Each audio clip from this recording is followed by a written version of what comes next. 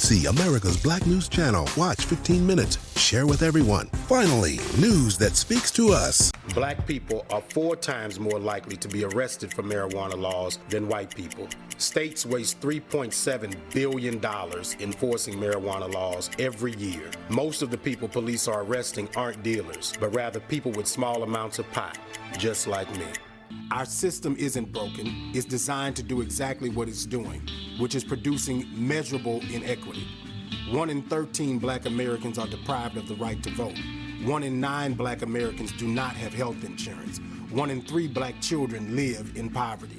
It's time to burn what remains of the Confederacy down. He's smoking weed. He's burning Confederate flags. His provocative new campaign ads might have become viral sensations, but what he really wants to do is to make history by becoming the first Black U.S. Senator from Louisiana.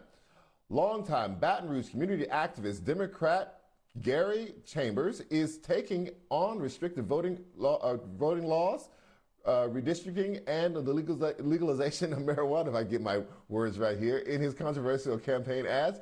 But he's facing an uphill battle to unseat current U.S. Senator John Kennedy, who's held his seat since 2017. Another candidate, a white moderate Democrat, is also running to replace Kennedy. If neither gets a majority of the vote, a December runoff will be scheduled.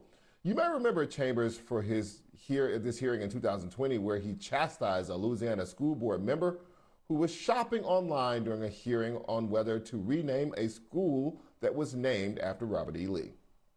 Next. So I had intended to get up here and talk about how racist Robert E. Lee was, but I'm gonna talk about you, Connie, sitting over there shopping while we talking about Robert E. Lee. This is a picture of you shopping while we talking about racism and history in this country. Only white members of this board got up while we were up here talking too, because you don't give a and it's clear. Joining me now to discuss his U.S.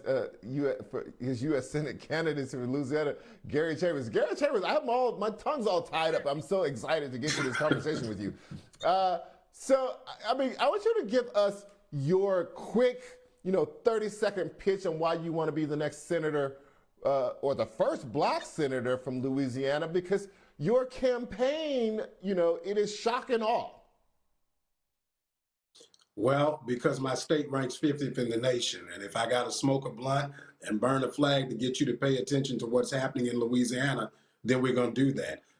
We rank number 46 in healthcare, number 48 in education, number 50 in environmental quality, number 49 in the economy, and number 50 in crime. And I believe we rank 50 in crime because our economy ranks number 49. And so I'm running because what we have is failing us as a people.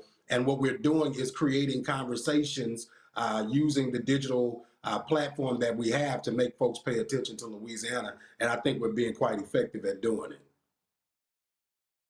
So now, Louisiana has a very large Black population, 33% Black. In the South, in general, Louisiana in particular, I'm from Louisiana, partisanship is highly racialized. Black basically means Democrat, white essentially means Republican.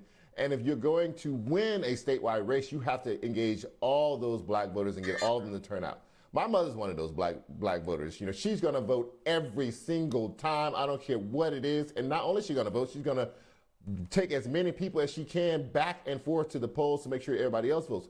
How do you get, this older or very churchy people to engage on this issue around legalization of marijuana, which I think for a lot of these they're relatively conservative Black people in the South and in Louisiana in particular.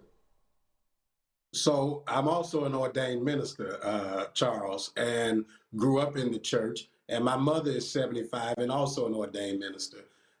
And she doesn't believe that people ought to go to jail for it. Now, Mama ain't never gonna smoke a blunt. She ain't never gonna agree with necessarily me smoking weed. But she doesn't believe that people ought to be penalized and incarcerated for it.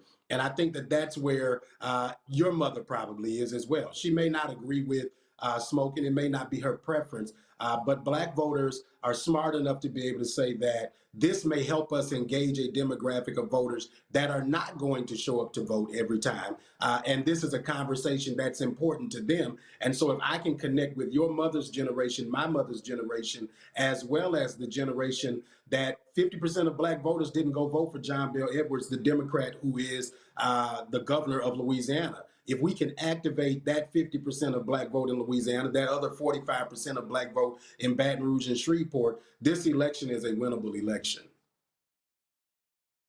So what is your plan to activate all these voters who are not showing up at the polls?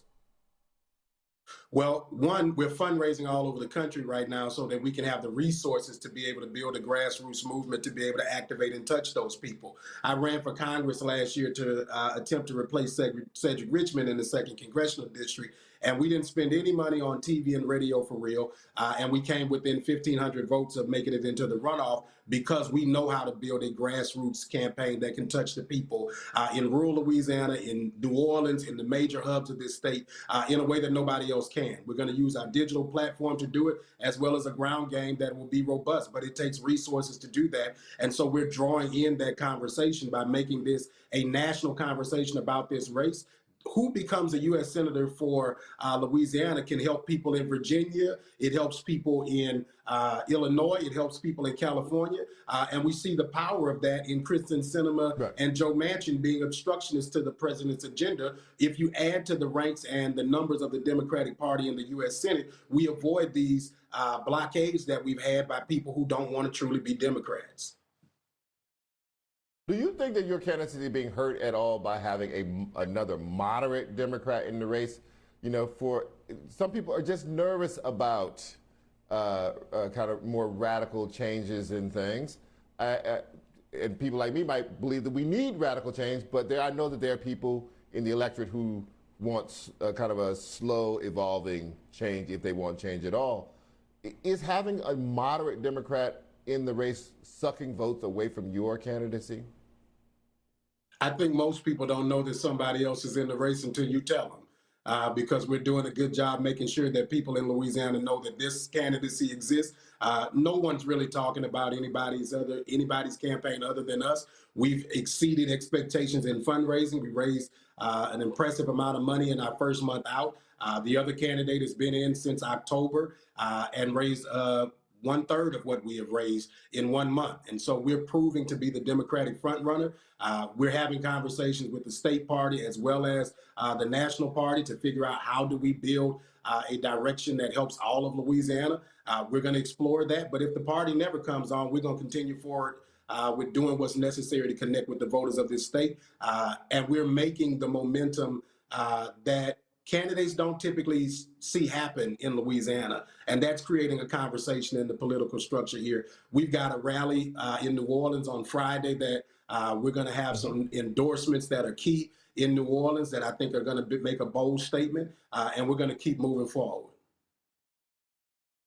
I'll be in New Orleans on Friday. Hopefully we'll see you there. Gary Chambers, thank you so much for joining me tonight. And your mother is going to wipe some holy oil on your forehead for smoking that blunt. You know better. I don't care if it's legal or not illegal or whatever, going to jail or not.